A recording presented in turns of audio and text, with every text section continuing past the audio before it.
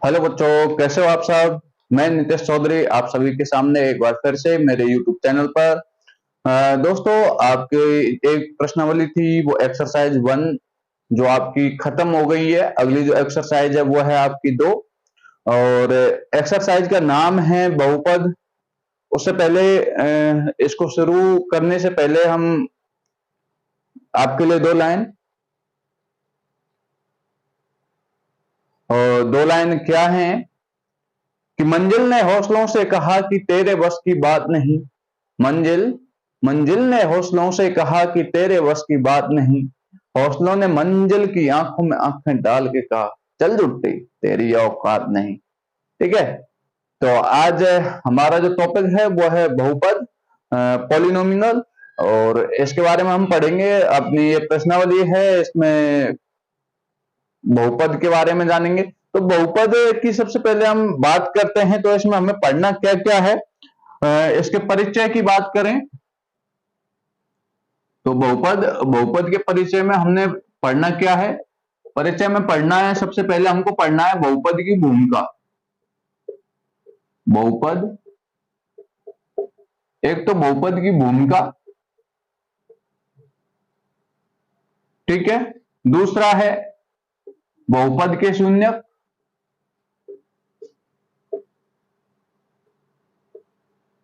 बहुपद के शून्यक, ठीक है। एक तो पढ़ना है बहुपद की भूमिका, दूसरा है बहुपद के शून्यक, तीसरा है किसी बहुपद किसी बहुपद के शून्यकों या शून्यांकों व गुणांकों गुणांकों में क्या पढ़ना है, संबंध। और एक और है, वो है बहुपद के विभाजन एल्गोरिथम। बहुपद के लिए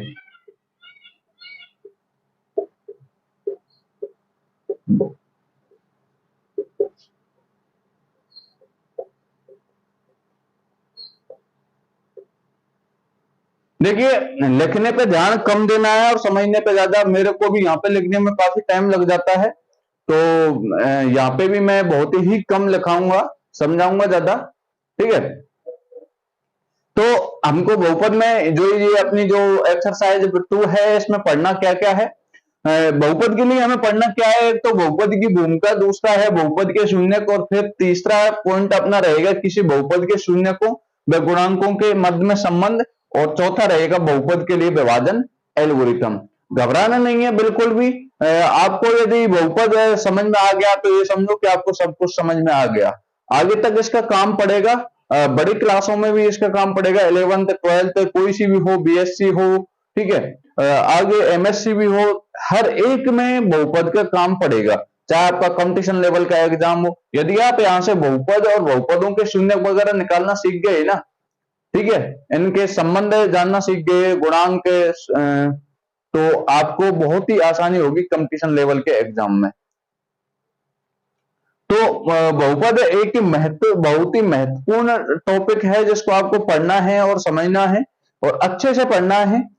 ये नहीं कि आप इसको पढ़े नहीं कि हाँ ठीक है, नंबर ही तो लाने, पास ही तो होना है मैथमेटिक्स में 10th क्लास में, तो कोई नहीं, काम चल जाएगा। इस तरीके से आपको इसको पढ़ना नहीं है, आपको पूरा फोकस करके पढ़ना है, ध्यान लगा के पढ़ना है, क्योंकि ये जो टॉपिक है आपके आने वाली क्लासों में, साथ ही साथ कंपटीशन एग्जाम में भी आने वाला है। समझ रहे हो। तो हम स्टार्ट करते हैं। ये परिचय हो गया अपना कि बहुपद की भूमिका, शून्यक, शून्यकों के मध्य में संबंध, शून्यक व गुणांकों के मध्य में संबंध, और बहुपद के लिए विभाजन एल्गोरिथम। ठीक है, ये सब आएगा जो हम प्रश्नावली में पढ़ने वाले हैं।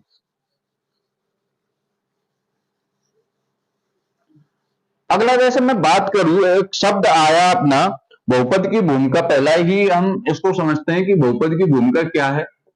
बहुपद, बहुपद की भूमिका। अब भूमिका के बारे में जानते हैं, क्या है बहुपद की भूमिका। मैंने एक शब्द बोला बहुपद, बहुपद, ठीक है। अब बहुपद होता क्या है? बहु और पद, मतलब अनेक पदों से मिलकर बनी हुई जो संख्याएं, या सॉरी संख्या नहीं, बहुपद जिसमें कोई भी समीकरण या फिर कोई भी सर्व समीकरण या फिर कोई भी समीकरण बोल सकते हैं, उसमें बहुत सारे पद हों, ठीक है, एक से अधिक पद हों, तो वो जो पद है वो क्या कहलाता है? बहुपद कहलाता है, ठीक है, जिसमें बहुत सारे पद हों। बहु मतलब अनेक, और पद, अनेक पदों से मिलकर कोई भी जो संख्या बनती है या समीकरण बनता है वो क्या है? आपका बहुपद है, ठीक है, बहुपद हो गया। तो बहुपद हम किसको कह सकते हैं? जैसे 2x+3, ये क्या है? अपना बहुपद है भाई। एक तो पद ये हो गया अपना, ठीक है, और एक ये हो गया, तो ये बहुपद हुआ ना भाई। एक पद ये और एक पद ये हो गया। अब मैं कहूं कि बहुपद 3x² + 4x + 5, क्या ये बहुपद है? हाँ जी बिल्कुल है, क्योंकि एक से अधिक पद है, इसमें कितने पद हैं? 3 पद हैं। इसकी यदि मैं बात करूं तो ये भी एक बहुपद है भाई। एक पद तो ये हो गया 3x, और एक ये हो गया -4, ठीक है, तो ये क्या हो गया? ये अपना क्या हो गया? ये बहुपद हो गया। बहुपद की घात के आधार पर ठीक है, ये बहुपद हो गया। अब हम ज्ञात करेंगे कि बहुपद की घात के आधार पर बहुपदों के प्रकार कितने होते हैं, ठीक है। बहुपद की घात के आधार पर हम बहुपदों के प्रकार जाने, उससे पहले आप जानिए कि जैसे मैंने ये कोई संख्या लिखी, मैंने लिख दिया आपके पास 6x+2, ठीक है। अब मैं बात करूं यहां पे, ये जो संख्या है, ठीक है, इसको तो आप बिल्कुल भी परिवर्तित नहीं कर सकते भाई। समीकरण में यदि 6 है तो 6 ही रहेगा, यहाँ पे 2 है तो 2 ही रहेगा, इसको आप परिवर्तित नहीं कर सकते। तो जो ये जो संख्या है अपनी, ये तो है अचर, क्या है? अचर। और जो ये जुड़ी हुई है इसके साथ में गुणा में है, ये है अपनी चर। ऐसे में इसकी बात करूं तो ये भी क्या है? अचर है। क्या है? अचर। अब बात करें अचर और चर। अचर वह है कि अचर वो संख्या रहेगी जिसको हम समीकरण में स्थान परिवर्तन, सॉरी, जिसको हम बदल नहीं सकते, किसी दूसरी संख्या से नहीं बदल सकते। क्या मैं 6 की जगह 5 लिख सकता हूं? तो क्या समीकरण का मान वही आएगा जो 6 से आ रहा था? वही मैं कहूं 4x+1, ठीक है, क्या मैं 2 लिख देता हूं? क्या मैं इस समीकरण की जगह इसको लिख सकता हूं? ये 6 की जगह मैं 4 लिख सकता हूं? नहीं ना भाई। जब मैं इसको हल करूंगा, 6x बराबर ये -2, तो x बराबर ये कितना आ जाएगा? ये आ जाएगा -2/6 आएगा ना, ठीक है। अब यदि आप कहें, मैं कहूं कि 6 की जगह अगर मैं 4 लिख दूं, तो क्या यही आंसर आएगा? यही आंसर आएगा क्या? देख लीजिए आप, आ रहा है क्या? नहीं आ रहा ना। तो ये आंसर क्या आ रहा है? ये अलग आ रहा है, और ये आंसर अलग आ रहा है। इसका मतलब जो अचर वह संख्या है जिसको हम समीकरण में उसकी जगह कोई दूसरी संख्या नहीं लिख सकते। उसी तरह, ठीक है, ये तो अचर हो गई। और चर है। चर की अगर यदि हम बात करें तो चर की जगह हम कुछ भी लिख सकते हैं। एक्स की जगह मैं वाई मान सकता हूं, बिल्कुल मान सकते हैं भाई। समीकरण, मैंने ये समीकरण ही तो लिखा है, बहुपद ही तो लिखा है, बहुपद ही तो लिखा है। यदि मैं एक्स की जगह मैं वाई मान लू तो कोई दिक्कत आएगी? आएगी क्या? नहीं आएगी ना। तो यहां भी क्या हो जाएगा? यहां भी वाई हो जाएगा, और यहां भी जो प्राप्त होगा मान, वो किसका होगा? वाई का मान प्राप्त होगा। तो कहने का मतलब यह है कि जो चर है वो तो बदला नहीं जाएगा समीकरण में, और जो अचर है, सॉरी, जो अचर है वो तो बदला नहीं जाएगा, और जो चर है उसको हम बदल सकते हैं किसी दूसरे चर से। समझे? ये हो गया बहुपद। बहुपद, अब आगे हम बात करते हैं कि बहुपद की घात के आधार पर बहुपद कितने प्रकार के होते हैं।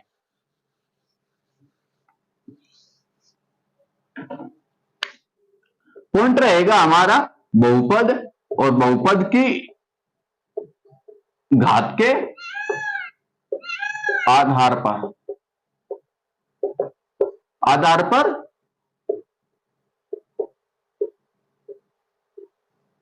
प्रकार। अब हम जानेंगे बहुपद और बहुपद की घात के आधार पर बहुपद के प्रकार के बारे में जानेंगे, समझे। जैसे बात करूं कि यदि एक है कोई घात, दो भी हो सकती है बहुपद की घात, तीन भी हो सकती है अधिकतम, चार भी हो सकती है, पांच भी हो सकती है, कुछ भी हो सकती है, तो उस हिसाब से हम जानेंगे कि घात के आधार पर बहुपद के प्रकार। सबसे पहला जो बहुपद आता है, इसमें सबसे पहला बहुपद आता है अपना रैखिक बहुपद। कौन सा आता है? रैखिक बहुपद। लाइनर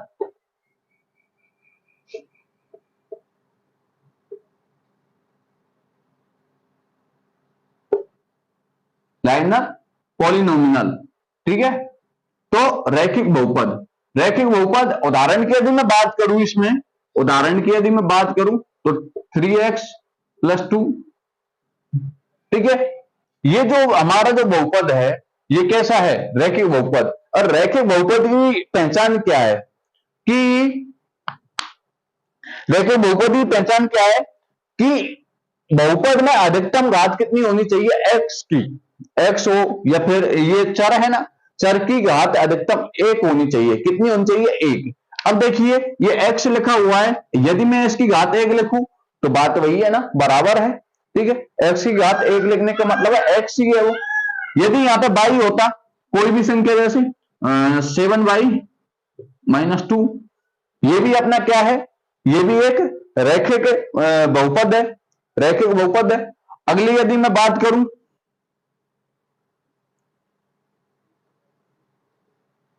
10x + 2, ये भी अपना एक रैखिक बहुपद है, क्योंकि घात कितनी है इसकी? अधिकतम 1 है ना।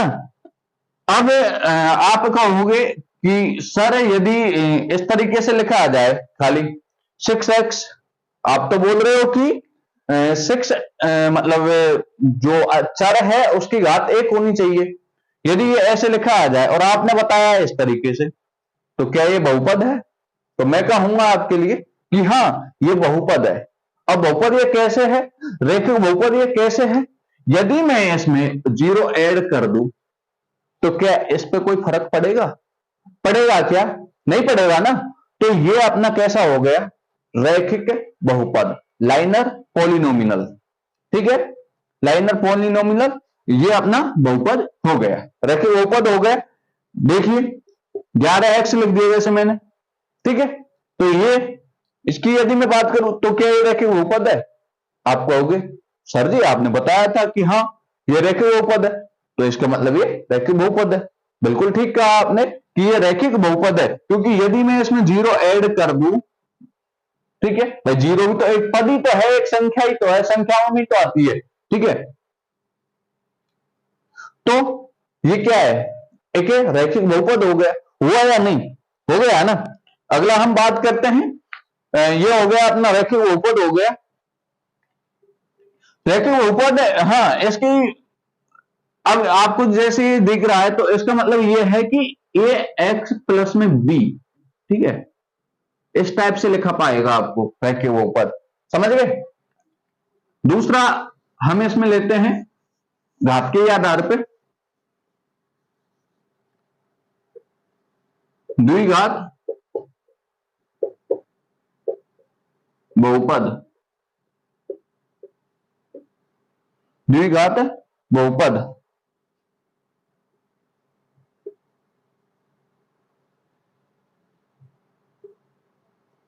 क्वाड्रेटिक पॉलिनोमिनल,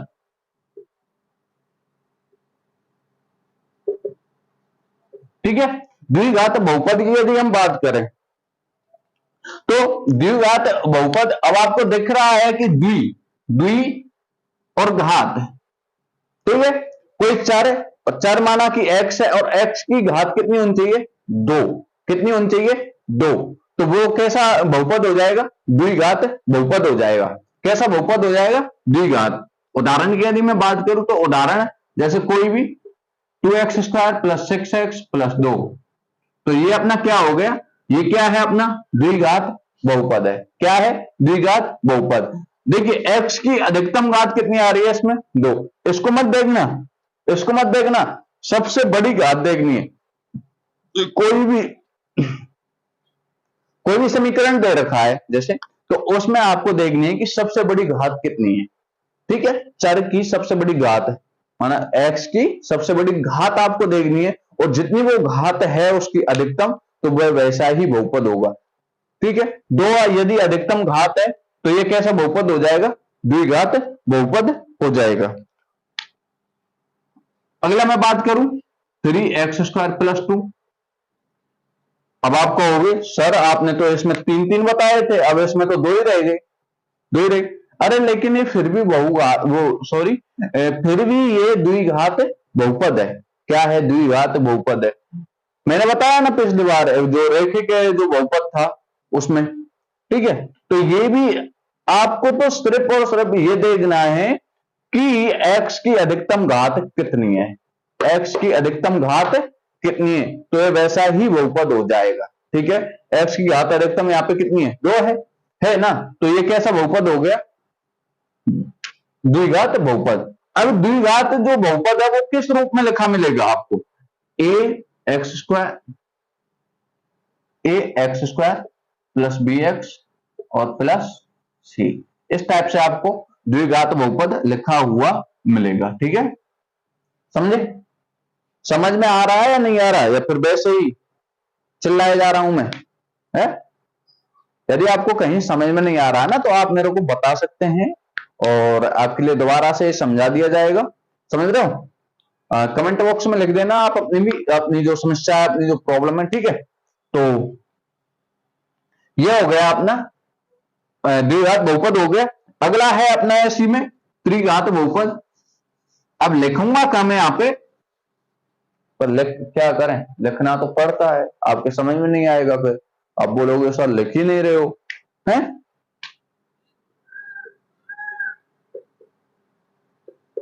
त्रिघात, ठीक है, समझ रहे हो, त्रिघात बहुपद, आगे पीछे आपको जो लिखना है वो लिख लेना। ठीक है, मैं बोलता जा रहा हूं, त्रिघात बहुपद। यदि इसमें x की अधिकतम घात 3 हो तो एक ऐसा बहुपद होगा, त्रिघात बहुपद होगा। और इसका रूप किस रूप में मिलेगा, ये मिलेगा आपको ax³ + bx² + cx + d, इस रूप में आपको ये लिखा हुआ मिलेगा।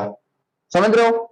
अब एग्जाम्पल की यदि मैं बात करूं त्रिघात बहुपद की, तो त्रिघात बहुपद 4x³ + 5x + 2। ठीक है, तो ये बताइए ये क्या त्रिघात बहुपद है या नहीं है। अब आप कहोगे सर आपने तो इस तरीके से बताया कि अब इसमें तो x² वाली है नहीं। अरे मत हो x² वाली, अधिकतम घात कितनी है x की, 3 है ना, तो एक ऐसा बहुपद हो गया, त्रिघात बहुपद हो गया। ठीक है, अगला उदाहरण यदि मैं बात करूं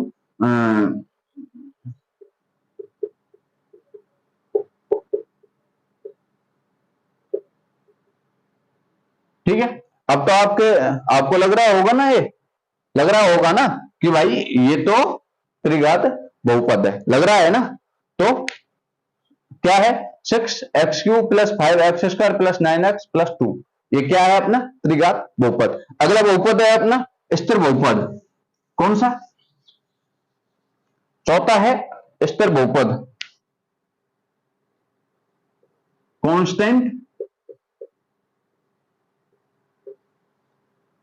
कांस्टेंट पॉलिनोमियल। ठीक है, स्थिर बहुपद किसी चर की घात 0 हो जाती है।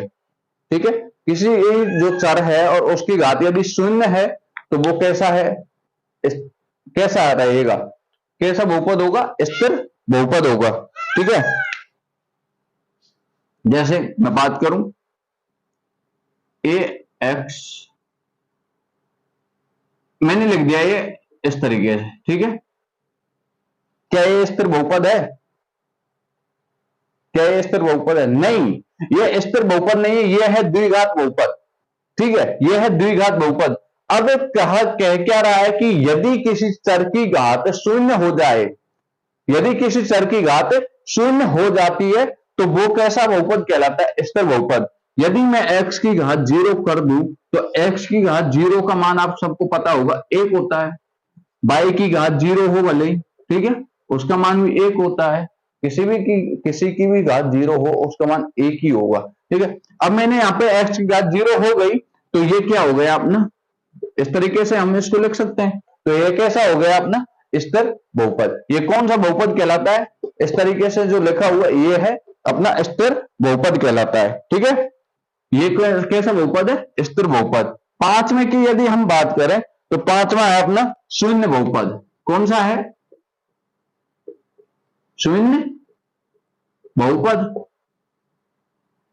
जीरो पाई नॉमिनल। ठीक है, तो पांचवा अपना है शून्य बहुपद। शून्य बहुपद की यदि हम बात करें तो जैसे मैंने शून्य बहुपद होगा क्या? शून्य बहुपद होगा क्या? जैसे मैंने लिखा, मैंने लिख दिया आपके लिए कोई उदाहरण कि पी एक्स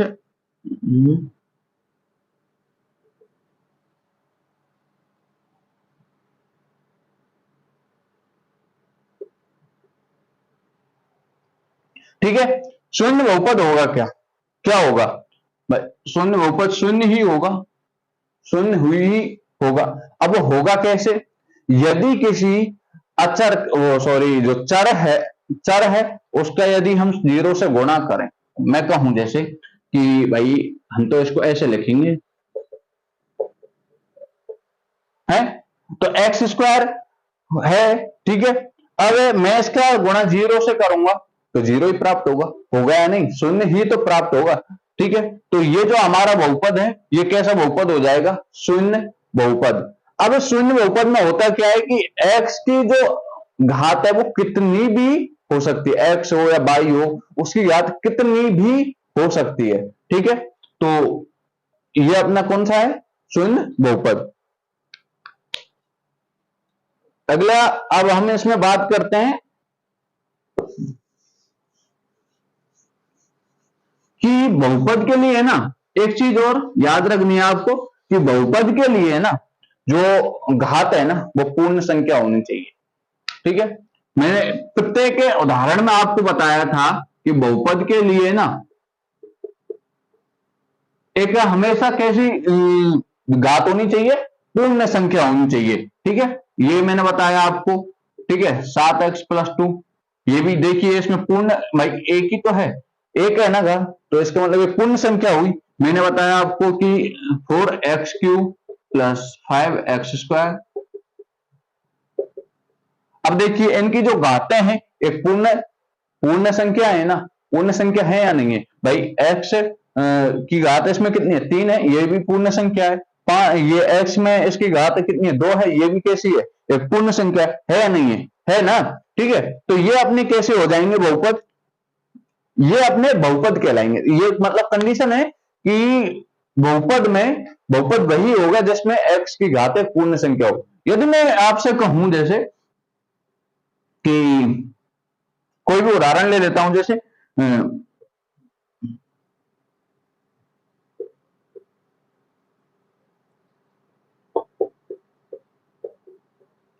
अब बताइए क्या ये बहुपद होगा? होगा क्या ये बहुपद? भाई x की घात क्या इसमें पूर्ण संख्या है? पूर्ण संख्या है क्या? नहीं है ना भाई। अब हम इसको जब ऐसे लिखेंगे तो ये कितना आएगा x की घात 1/2 प्लस है। अब ये जो x की जो घात है इसमें क्या ये पूर्ण संख्या है? नहीं है ना भाई। 1/2 क्या पूर्ण संख्या है? नहीं है, तो ये हमारा बहुपद नहीं होगा। अगला मैं बात करूं,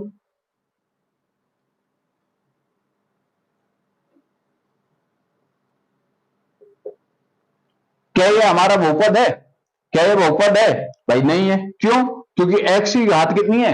1/2, जो कि एक पूर्ण संख्या नहीं है, तो ये अपना बहुपद ये नहीं होगा। बहुपद नहीं होगा, बहुपद नहीं होगा। अब मैं कहूं आपसे इस तरीके से लिखी हुई भी संख्या बहुपद नहीं होंगी।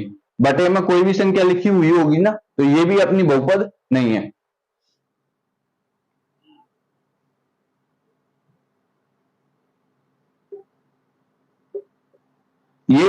ये भी संख्या अपनी बहुपद नहीं होगी। क्यों? क्योंकि इसमें x की घात एक पूर्ण संख्या नहीं है और साथ ही साथ ये बटे में लिखी हुई है। ठीक है, तो क्या ये बहुपद होगा? नहीं होगा। अब ये क्यों नहीं होगा? क्योंकि जब ये नीचे से ऊपर जाएगा ना तो अब इसकी घात है वो बदल जाएगी। क्या घात बदल जाएगी। जैसे मैं बात करूं 1/2x, क्या ये बहुपद है? क्या ये बहुपद है भाई? क्या ये बहुपद है? नहीं है ना। क्यों नहीं है? क्योंकि देखिए जब मैं इसको ऊपर ले जाऊंगा ना तो इसकी घात बदल जाएगी। क्या बदल जाएगी? घात बदल जाएगी। घात बदल जाएगी, बदलेगी या नहीं? ठीक है, तो ये क्या है? ये क्या है? -2 ये पूर्ण वर्ग संख्या, वो सॉरी पूर्ण संख्या है? नहीं है। बात करूं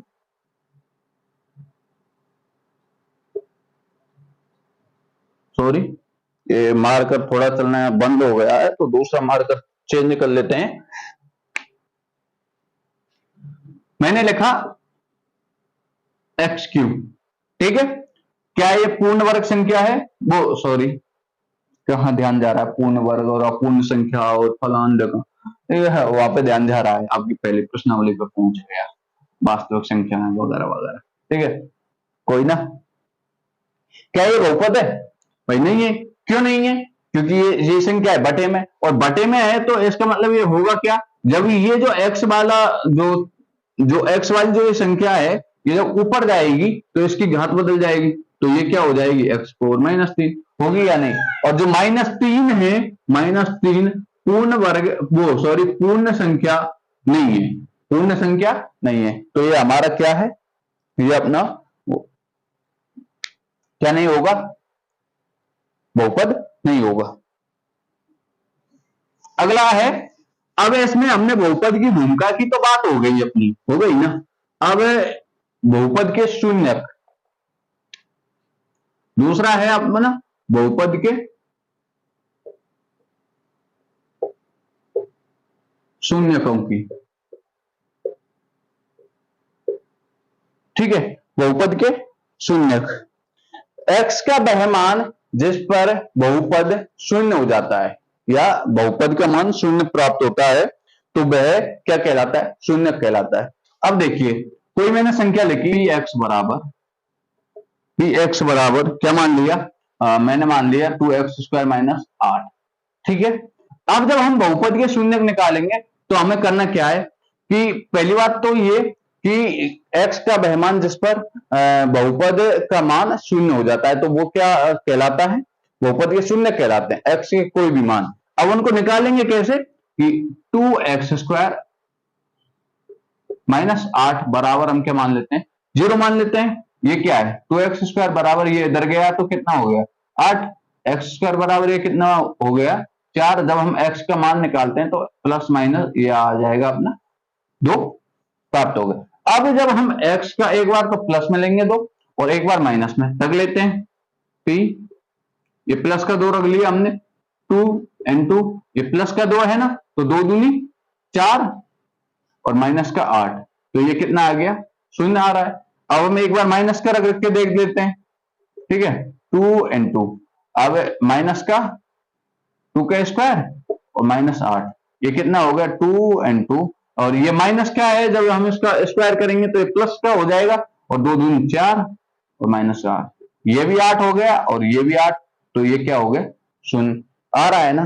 तो बहुपद का मान क्या आ रहा है, शून्य हो रहा है। x के दो कौन कौन से मान है, एक तो x का मान है +2 और एक है -2, तो ये क्या हो जाएंगे, बहुपद के शून्यक हो जाएंगे। क्या हो जाएंगे, बहुपद के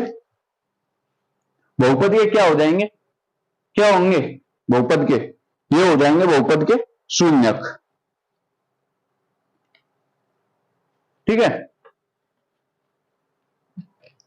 अब आप कुछ प्रश्न कर लीजिए। कुछ क्या, आपका उदाहरण है एक, जिसमें आपको बताना है बहुपद के शून्यक बताने। अब वो मैं एक कागज में उतार के लाया हूं क्योंकि बुक तो है नहीं। ठीक है, एक ग्राफ है आपका इस तरीके से और उसमें इस तरीके से दिया हुआ। अब px बराबर क्या है, इसमें y बराबर क्या है px है। ठीक है, अब उदाहरण में कह क्या रहा है कि किसी बहुपद px के लिए y बराबर px का ग्राफ नीचे अंकित किए हुए हैं और प्रत्येक स्थिति में px के शून्यकों की संख्या ज्ञात करनी है। क्या करनी है? ज्ञात करनी है। आप अपनी किताब निकाल लीजिए, उसमें देख लीजिए, ये लिखा हुआ है। ठीक है, अब ये हो गया x और ये हो गया x डैश, ये हो गया y और ये सॉरी ये y डैश हो गया ना। ये अपना क्या हो जाता है? शून्य होता है। ठीक है, अब हमको निकालना क्या है? y बराबर px दे रखा है ना, तो हमें x के क्या निकालने हैं? शून्य निकालने हैं ना भाई। y का मान x पर प्रत्येक जगह क्या होगा? शून्य होगा। हो गया या नहीं? y का मान जो y है x के प्रत्येक बिंदु पर क्या हो जाएगा? शून्य होगा। अब देखिए ये जो ग्राफ दे रखा है इसमें अब क्या है? कितने इसमें निकालना है? शून्यकों की संख्या। अब बताइए x पे ये जो ग्राफ है कितनी जगह टच कर रहा है? कितनी जगह? एक जगह। तो इसका शून्य कितना हो जाएगा दोस्तों? इसका बच्चों शून्य हो जाएगा एक। क्या हो जाएगा? एक शून्य हो जाएगा। कितना होगा? एक हो जाएगा। अगला इस तरीके से दिया हुआ है और ठीक है, ये x डैश, ये x, ये y डैश और ये y। ठीक है, अब देखिए क्या ये x पे टच हो रही है कहीं भी? भाई ये जो x पे y का मान क्या हो जाएगा? 0। x के प्रत्येक बिंदु पे y का मान क्या हो जाएगा? शून्य हो जाएगा। ठीक है, y का मान क्या हो जाएगा? शून्य हो जाएगा। ठीक है, तो बताइए क्या x का वो क्या बोलते हैं कि कहां पे टच हो रही है? x पे एक ही जगह हो रही है ना। x पे हो रही है या नहीं हो रही? तो x का जो शून्य का आएगा वो कितने आ जाएगा? एक। कितना होगा भाई? एक ही जगह तो हो रही है ना। शून्यकों की संख्या निकालनी है, तो शून्यकों की संख्या अपनी यहाँ पे कितनी आ जाएगी? एक आ जाएगी। कितनी आ जाएगी? एक आ जाएगी। ठीक है, अगला है, ये तो आपके सवाल में से दे दिया। एक ग्राफ है आपका इस तरीके से, ठीक है, और ये दिया हुआ है। अब बताइए इसमें शून्यकों की संख्या। हमें सिर्फ और सिर्फ देखना है कि x पे टच होना चाहिए। ठीक है, x को काट के निकलना चाहिए ग्राफ। तो ये तो हो गया बाई x, ये तो बाई हो गया ना, ये तो बाई है और ये है अपना x। ठीक है, इस पे कितनी जगह काट रहा है? एक तो ये काट रहा है और एक ये। ठीक है, तो ये कितने हो जाएंगे? इसमें शून्यकों की संख्या कितनी हो जाएगी? दो हो जाएगी। कितनी हो जाएगी? दो। ठीक है, अगला है इसी में इस तरीके से दिया हुआ है। अब बताइए इसमें शून्यकों की संख्या कितनी होगी? कितनी होगी इसमें शून्यकों की संख्या? भाई एक तो x पे ये काट रहा है ना, y का मान प्राप्त होगा या नहीं? ठीक है, और एक x पे ये काट रहा है और एक x पे यहां पे काट रहा है, तो इसमें शून्यकों की संख्या कितनी हो जाएगी? तीन हो जाएगी। कितनी हो जाएगी? तीन हो जाएगी। एक इस तरीके से जा रहा है। ठीक है, अब बताइए इसमें शून्यकों की संख्या कितनी होगी? कितनी होगी भाई? x पे एक जगह काट रहा है तो इसमें शून्यकों की संख्या कितनी हो जाएगी? एक हो जाएगी। एक जा रहा है आपके,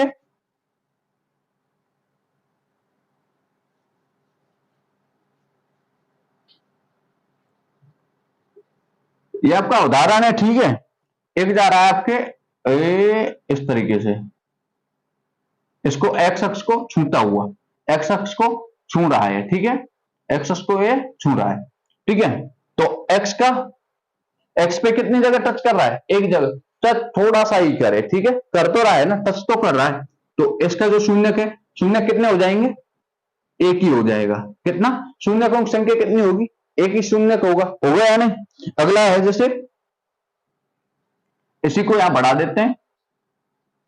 ठीक है, अब बताइए इसमें शून्यकों की संख्या कितनी होगी? इसमें होगी, देखिए एक जगह तो ये कर रहा एक्स पे टच, एक ये रहा और एक जगह ये और है। ठीक है, तो कितने हो गए? एक, दो, तीन, चार। तो शून्यकों की संख्या कितनी हो जाएगी इसकी? चार हो जाएगी ना। अब आपका पहला प्रश्न है पहला प्रश्न दे रखा है,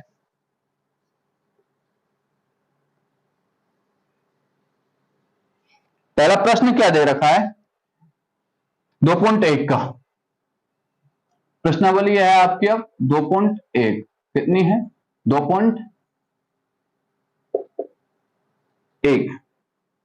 2.1 क्या कहती है कि किसी बहुपद px के लिए, किसी बहुपद px के लिए y बराबर px, क्या है, y बराबर px, क्या है, y बराबर px है।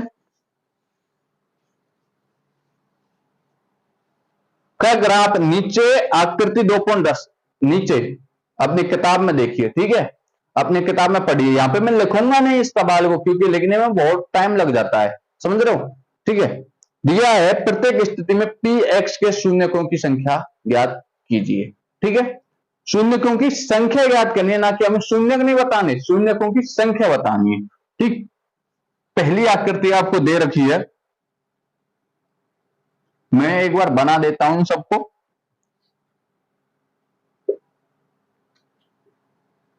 ये तो मैंने बता ही दिया आपको।